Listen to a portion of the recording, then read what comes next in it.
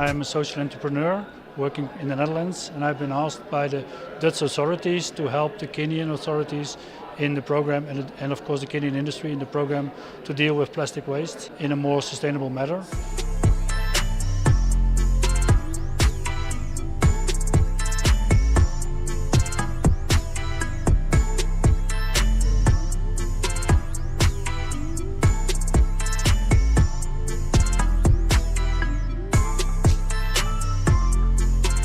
We signed a framework of cooperation with the Kenya Association of Manufacturers, and this collaboration intended that come establish take-back schemes and undertakes extended producer responsibility to make sure that the PET bottles are not littering our environment.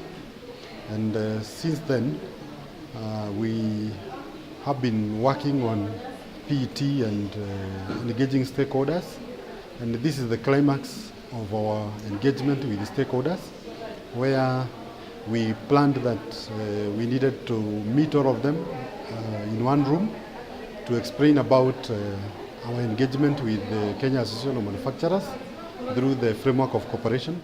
We are quite hopeful as NEMA that we will handle the issue of PET management when we bring all the stakeholders on board, like what we've done today. KICC is the first extended producer responsibility organization in Kenya, focusing mainly on PET bottles, ensuring that we close the loop in as far as post-consumer PET bottles are concerned. We are participating in this first national forum because we believe that bringing together all stakeholders in the value chain is important, especially now with the government trying to develop a national solid waste bill. We feel that it's important for us to convene, for us to dialogue, and for us to be able to share the opportunities and the challenges that we're experiencing in being able to create a sustainable closed-loop value chain. I also wish to thank our other sister regulatory agencies, such as Kenya Regulatory Authority, Kenya Bureau of Standards. So the reason we are here today is really to look at the PET value chain, because we believe that especially PET and plastics are great for addressing a circular economy approach. So we can actually reuse and recycle materials in Kenya, so not even sending it away, but recycle it here in Kenya, creating jobs opportunities and also keeping raw materials in the country. Of course, we're also importing a lot of materials, so that needs to be mapped. At the moment, the infrastructure is not really set. So there's a need to discuss. That's why we have this forum, and that's why we're happy to have this forum with the Ministry of Environment, plus KAM, plus KEPSA, plus NEMA, PETCO, and the Dutch Embassy, to really understand where are we and what way do we want to go. Because it's obvious we need to do something. We cannot benefit from all the great features of plastic and PET, but do not feel responsible for the negative impact on the environment. From KAM, after having this long relationship with the ministry, from the chairperson of KAM, Karibu Chairperson. On behalf of the Kenya Association of Manufacturers, it's my pleasure to join you this morning for the PET Plastics Stakeholder Forum. Allow me from the onset to thank the Ministry of Environment and Forestry for seeing the value of organizing this forum to engage on this topic issue being discussed both nationally and internationally. There is a global concern on plastic waste pollution. This week, single-use entered the Collins Dictionary as the largest of the most widely used word in 2018. Countries across the globe are maintaining a growing momentum in the fight to meet the challenge of pollution. Every day, it seems, we hear yet more stories of the detrimental impact of plastic pollution on our lands, our wildlife, our seas, and our own very own human health. Last month, the United Nations launched the UN Environment's Global Plastics Platform, confirming the need for concerted efforts towards eliminating plastic pollution. Indeed, the time is now to address this prevailing challenge. We must do so in a concerted joint effort from consumers, manufacturers, and governments. What we have been able to present, you can see that the opportunities are endless, and that's why our tagline is plastic bottles are not trash. We see an opportunity to create jobs for the many people. I don't like to say only youth, because even those who are unemployed, anybody can benefit from this. It's very easy to set up your own recycling or collection business. And as Petco, we are here to guarantee that your bottles will always have an end-use market. A lot of people are afraid to collect because they don't know where to take them.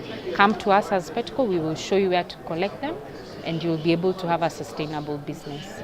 Both national and country governments must improve on waste management in general. We aren't doing very well on this either, and in plastics.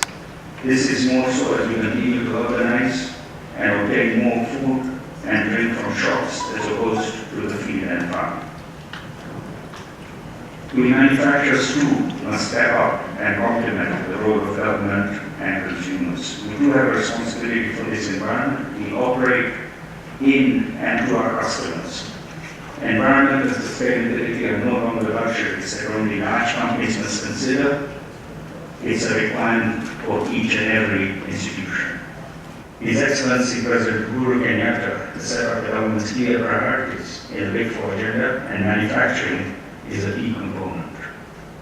The opportunities available to develop industries, jobs, and wealth in a circular economy are vast. A team of Kenyans, including our Vice Chair, Mushai, visited Denmark last month to see and understand the opportunities, and were encouraged not just by the work of industry and innovators, but also by the Danish government's focus and support from endeavors based on thorough economic and scientific research. The partnership we have with Unilever is where Unilever, as you all know, is providing grants that help people get more out of life. And what we're doing with this agreement is we're creating economic, social, and environmental value through trading of waste. So how we're coming together is, number one, we're creating awareness, and we're doing this by the consumers of people who buy products from Unilever to understand that after you use your shampoo bottle or your any Unilever product, that it does have a value afterwards. Yeah. The other thing is we have what we call the U10 model.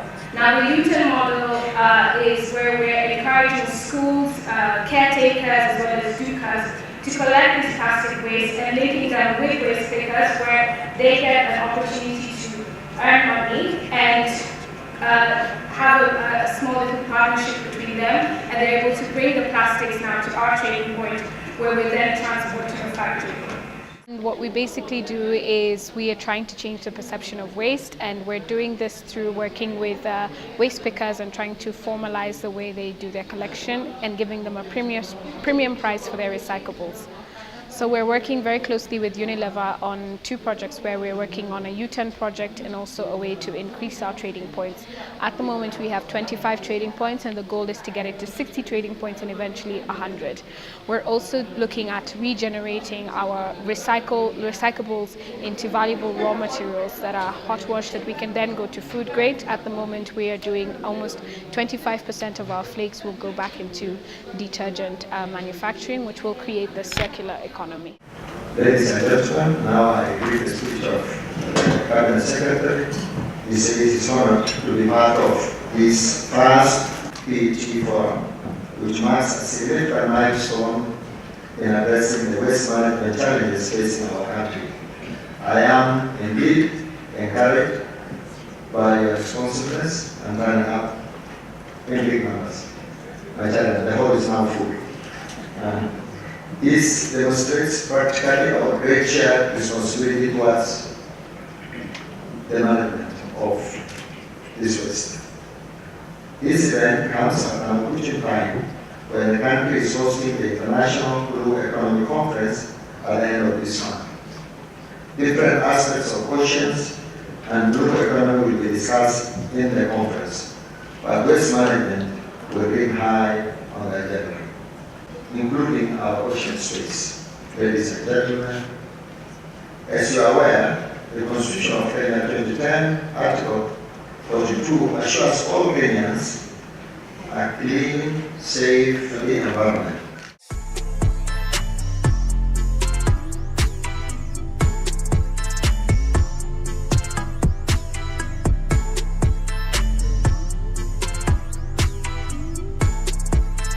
This is a summary of the policies that guide us on waste management in Kenya.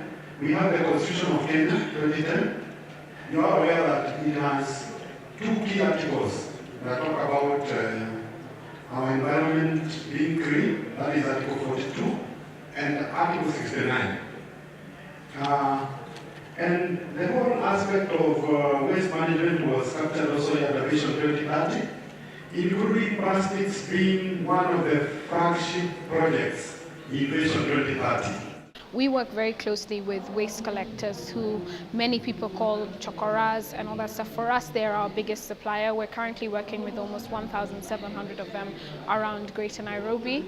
And it would be really important that if you do understand as a consumer and as public or private organizations that plastic does have a value. After you use your detergent bottle, after you use your Royco tin or whatever it is, to really respect, number one, the waste pickers. Number two is also to understand that to segregate wherever you are in your homes, that will make it much easier once it's collected by waste collectors to segregate themselves.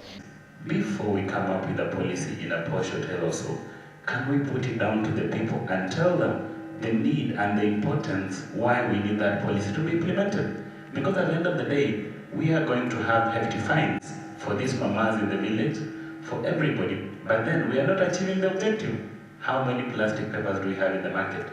Even if we were going to move collectively to ban the PET bottles and come with environment friendly, do they understand why we're looking at that? Most of these go to the consumers.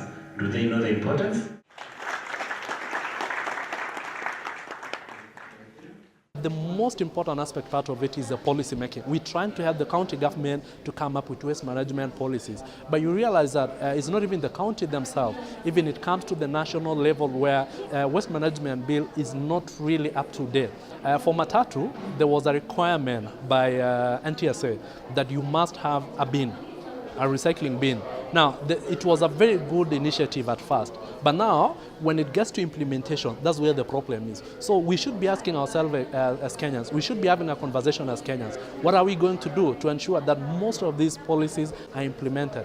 And what has come out clearly is that there is a lot that is happening in Kenya, and we only need to upscale what is there and harness the opportunities that we have, because we have very many tons of PET lying in our environment, and this is an opportunity for employment for our youth.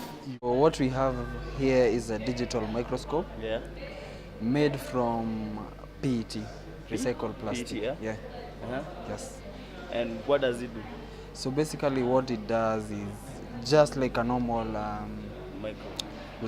microscope, but now this time it projects its image on a computer. Unlike the old design where people have to peep in through a small hole, this microscope projects it on a screen. So it projects on a screen? Yeah. So the advantage of this is that you can use it even in a big class. You can use it in a big class. If it's the lab version, you can take your samples in the field and send them to the lab, and people can continue doing the research. Yeah. And this? So what we have here is a 3D printer, 40% plastic. So what we do is convert raw plastic bottles into high-end value products. Our first product that we have made is a 3D printed microscope, and now we are piloting with schools to see how well it will work out in schools.